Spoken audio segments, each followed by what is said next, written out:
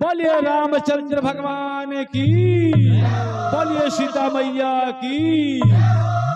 प्रेम से हरि का नाम बोलो, सीता सीता राम बोलो। प्रेम से हरि का नाम बोलो, सीता सीता राम बोलो।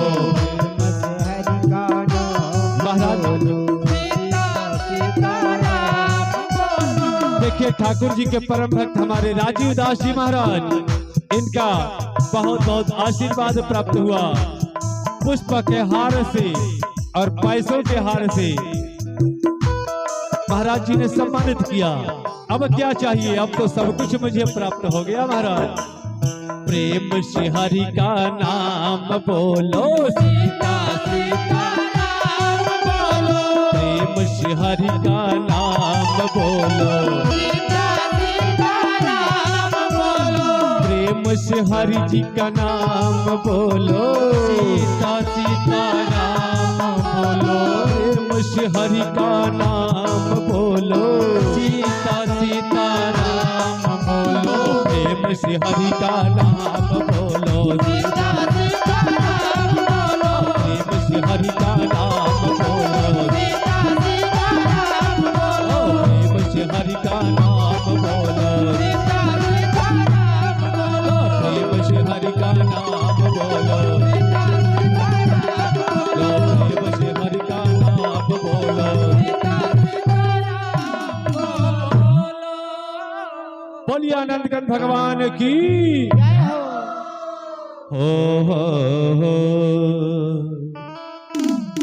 रंग भूमि जब सिया पगुधारे, देखी रूप मोहे नर नारी। स्वयंवर की तैयारी हो गई। राजा जनक जी देश विदेश के सब राजा लोग के निमंत्रण दिले कि जे हमारा बिटिया जनक नंदिनी से विवाह करी, उससे पहले शिव जी के धनुष के तोड़े के पड़ी। जे वीर धनुष के तोड़ी ना तो उठाइयो ली, तो जनक नंदिनी के उनका संगे विवाह। जैसे सीता मैया रंग भूमि में अली अपना सखी लोग के संग, जितना राज दरबार में प्रजा बैठल बाड़न, सब माता लो बैठल बालो, सब प्रजा बैठल बा, जितना राजा आइल वालो सब लोगन के का भइल। जैसे देखा हिरौआ बबुआ इहो गाजीपुर से आइल बा। हाँ, इनका तरफ से बहुत बहुत धन के दान, भगवान ज्ञान बुद्धि भंडार भरे। पूरा परिवार आरती त्रिपाठी जी का गाजीपुर से आया है। देखिए वहां महाराज जी डॉक्टर साहब खड़े हैं, जय शंकर त्रिपाठी जी। बैठिए बैठिए, आप लोग बैठिए, कुर्सी एक दो मंगा दीजिए। जैसे सीता मैया ने रंगभूमि में कदम रखा, जितनी प्रजा थी, जितनी माताएं थी, सबका मन मोह गया। सब लोग सीता मैया के रूप को देख करके मोहित हो गए। बाबा कहते हैं कि नारी को नारी का रूप अच्छा नहीं लगता है। शोर न करिए, ध्यान से कथा सुनिए 5 मिनट। यह कहावत है, शास्त्रों में विदित है कि पुरुष को स्त्री अच्छी लगती है और स्त्री को पुरुष अच्छे लगते हैं। किसी नारी को, कोई भी नारी कितना हो सुंदर हो, उसे अच्छी। एक जनी के पत्तो ही बड़ा सुंदर है, एकदम हीरोइन लेखा, हीरोइन लेखा पत्तो ही अली। तो उनकरा पटीदारी में के एक जनी गईले मुंह देखे खातिर। अब तो मैं जानी जयमाले पर मुंह देख ले तारी, घरे के कोनो जरूरत नहीं। लेकिन पटीदारी में भाई पटीदारी निभावे के बा, उहो हमारा पतो ही के पैसा देले रहली, लुगा देले रहली, तो हमरो देवे के बा। तो दियादिन गईली मुंह देखे खातिर उनकरा पतो ही के। अब पतोह के तक आप पूछे के बा, बहुत सुंदर हीरोइन लेखा मुंह देखली, उनका के लुगा दिहली, पैसा दिहली, तो उनकर सास पूछो तरी, ए जी दीदी पतोह हमार ठीक बिया नो? उनका मुंह पर तो कह दिली, हाँ हाँ पतोह के तारा पूछे के बा, तारा पतोह लेगा तब पूरा जवार में केहू के पतोह नहीं खे। आ जैसे घरे वैली उनकर दियादिन छोट पूछो तरी, ए दीदी गई रही यहाँ पतोह देखे फलानी के, पतोह उनकर नीमन बाड़ी नु? अब देखो कह तरी की पतोह तो उनकर इतना नीमन बाड़ी की कहीं के नहीं खे, सब कुछ तो ठीक बा, सब तो बहुत नीक लागल है, लेकिन उनकर नकवे नु चापुट बा। ला देखियो अइली पैसो दिहली, लेकिन कह तारी अपना दियादिन से उनकर नकवे चापुट बा। फिर कहली कि अरे सब केहू बड़ाई करता, उनका तो पतो ही बहुत नीमन बा। ये दीदी कैसे रुआ कह तनी, कवना आँखी देखली? कह तरी कि तारा कुछ बुझाला, उजबुक के रह गई। अरे हम तो देखनी हाँ नकिए चापुट नहीं खे, कवन देखे गई है, आँखी से लौकल है ना, ऊ तो खूब सुंदर बिया, कोनो बात नहीं खे, लेकिन तब जब ताकत या तब बुझा दे कि डेढ़े ताकत या। कौनो मेहरारू के भैया की तरफ से बहुत बहुत धन के दान भगवान, कौनो मेहरारू नीक ना लगे, ऊपर मुंह पर पालिश मारे खाती कह दिए हार पतो तो बड़ा नीमन बिया, लेकिन उनका से पूछो भले वो कोयलो ले कोयला हो खस, तावा का पेनी हो खस, लेकिन खूब सुंदर देखी के हम हाँ ठीक है बाड़ी, और कुछ ना मिली तो कहीं बहुत बढ़िया तब बाड़ी, लेकिन हमारा भैया लेखा नहीं।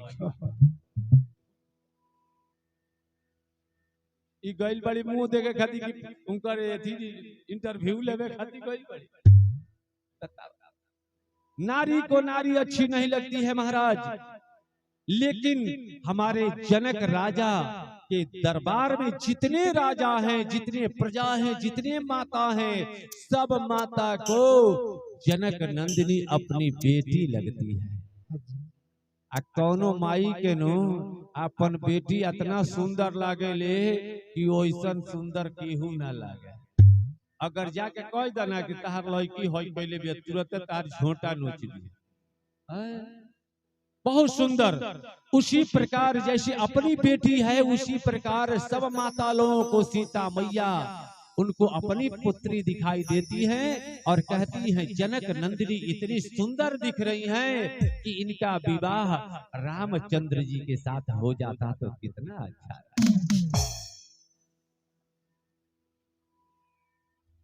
भूप सहस दस एक से एक राजा आए, सबने बल का आजमाइश किया, लेकिन किसी से एक धनुष उठना तो दूर की बात है, एक तिल के बराबर भी खिसक नहीं सका। तमा करके राजा जाते हैं, अपना बल आजमाइश करते हैं, और जब कुछ नहीं होता है तो सिर नीचा करके चले आते हैं।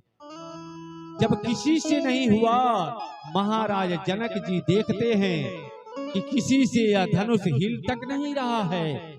जब राजाओं ने देखा कि ऐसे नहीं होगा, तब सभी राजा मिल करके भूप सहस दस एक ही बार लगे उठावन,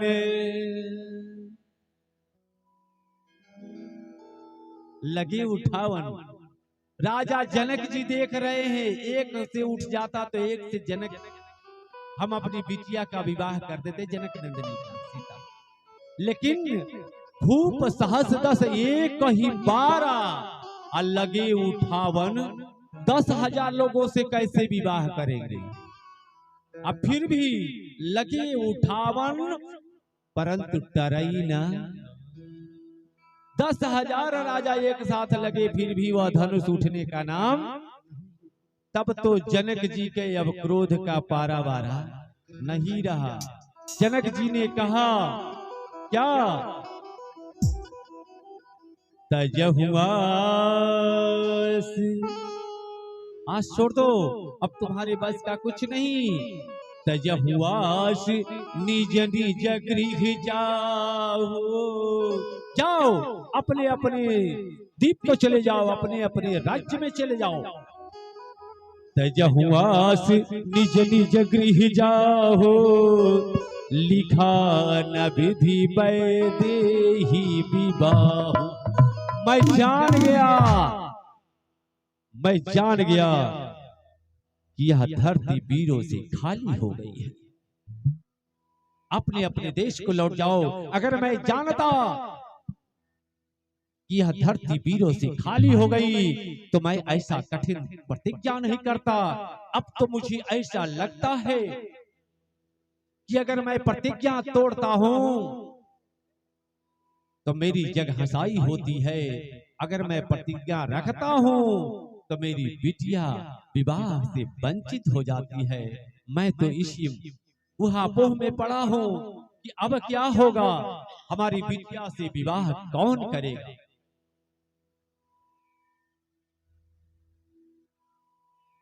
ऐसी वचन को सुन करके लखन जी क्रोधित होते हैं। राम जी उनको शांत कराते हैं और विश्वामित्र जी कहते हैं कि उठहु राम भंजऊ भव चापा, अमेटहु तात जनक परितापा। हे राम उठो और जनक जी के मन के संताप को, जनक जी के मन के दुख को दूर करो। रामचंद्र जी हमारे राघवेंद्र सरकार धीरे से अपने आसन से उठते हैं और जैसे ही धनुष के पास जाते हैं, चारों तरफ देखते हैं, अपने गुरु जी को प्रणाम करते हैं, अपने जो भी बड़े हैं सबको प्रणाम करते हैं, धनुष को प्रणाम करते हैं। उसी समय सीता मैया क्या सोचती हैं? सीता मैया भी मन में सोचती हैं कि हमने देखा कल फुलवारी में फूल नाजुक होता है, उसको तोड़ते समय हमारे राघवेंद्र सरकार के माथे पे पसीना आ गया। इतने कोमल है हमारे सरकार। और धनुष को तो मैं उठा करके इसको जमीन को मैंने साफ किया था, इसको लीपा था, और उसी को देख करके हमारे पिताजी ने इतना बड़ा कठिन प्रतिज्ञा कर दिया था। परंतु यह धनुष टूटेगा कैसे, उठेगा कैसे? जिस बालक को फूल तोड़ने में माथे पे पसीना आ जाता है, वो इतना कठिन धनुष कैसे तोड़ेगा?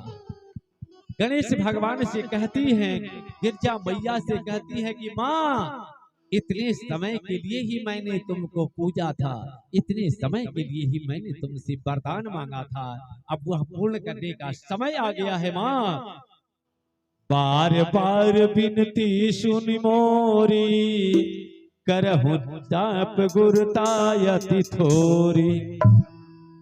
गणेश भगवान से कहते हैं, गणेश भगवान आप तो बहुत मोटे ताजे हैं, आपका वाहन बड़ा छोटा है। जिस प्रकार आप छोटे वाहन पर बैठ करके आराम से पूरे संसार में भ्रमण करते हैं, उसी प्रकार से इस धनुष के वजन को छोटा कर दीजिए। छोटा, अपने वाहन के समान छोटा कर दीजिए, ताकि हमारे राघवेंद्र सरकार को उठाने में जरा भी बल का प्रयोग न करना पड़े। धीरे से उठाए और धीरे से तोड़ दे। गणेश भगवान कहते कितना हल्का कर दे बताओ, एकदम हल्का। कितना हल्का? 1 किलो का कर दे। सीता मैया कहती है नहीं नहीं नहीं नहीं, अरे सरकार 1 किलो का कैसे उठाएंगे, इसको आधा किलो का कर दीजिए। बोले आधा किलो का कर दे? हाँ हाँ, नहीं नहीं नहीं, आधा किलो का नहीं। देखिए कितना प्रेम है राघवेंद्र सरकार के चरणों में, सीता मैया का प्रेम देखिए कितना है। कहती है नहीं नहीं उतना नहीं, थोड़ा और कम कर। कितना कर दे? 1 पाव का कर दे।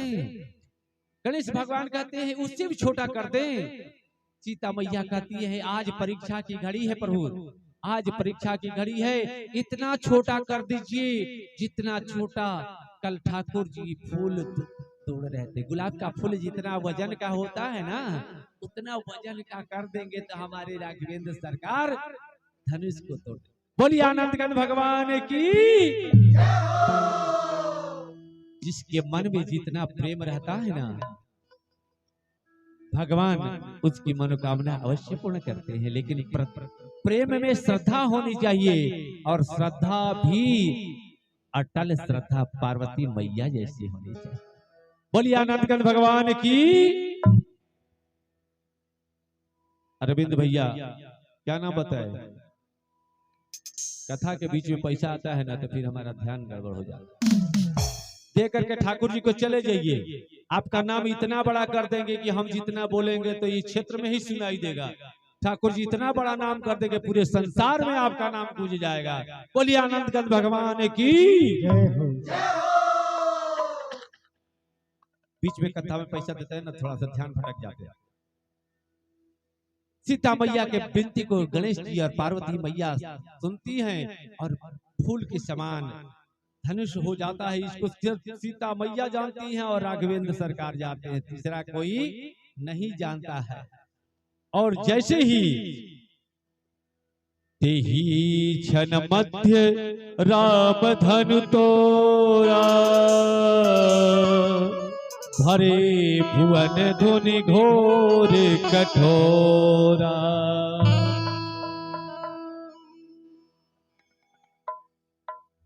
तेहि क्षण राम मध्य धनु तोरा, भरे भुवन धुनि घोर कठोरा। बोलिए आनंद कंद भगवान की।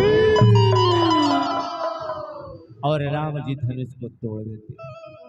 जिस समय धनुष को तोड़ते हैं, बिजली चमकती है, बिजली कड़कती है, इतना घनघोर शोर होता है कि सब उस बिजली चमकते हुए आसमान को देखने लगते हैं।